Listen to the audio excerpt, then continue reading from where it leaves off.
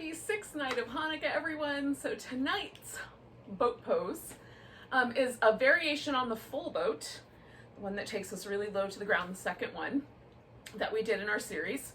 And this is called the hinge. Now there's a couple different ways that you can do it. You can do this and hold the position steady, or you can actually lower the legs down for a count and hold them for a count and bring them back up. So I'm going to show you both variations. And if you've done Pilates yoga fusion classes with me, this will not be totally unfamiliar. You'll recognize this boat pose. So we start lying down. And for some of us, especially if we find it difficult to hold the low back really steady, you may want to leave your head resting on the floor, and you can put your arms just down beside you or tuck the hands in a bit underneath the hips.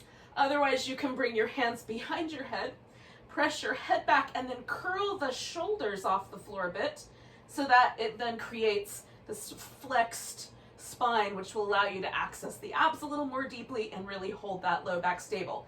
We're not trying to flatten our low back curve, remember, we're just trying to hold it steady. And if you have various body proportions, longer legs, shorter torso, you might find it better to have the hands underneath or nearby the hips. You can kind of adjust it based on how that feels. So we're going to start with the legs straight up, and then you're going to lower the legs until you feel the challenge. Now, the closer I get to the ground, the more I really have to stabilize my low back, a little bit higher up, a little less challenge, okay? So holding steady is one option. The second option is to lower the legs for 4, 3, 2, 1. Hold for 4, 3, 2, 1, and then come back. So you get to pick how you do your hinge. I have taken yoga classes where we held this pose for 2 minutes, and I can tell you it's the longest 2 minutes of your life. So maybe not so long.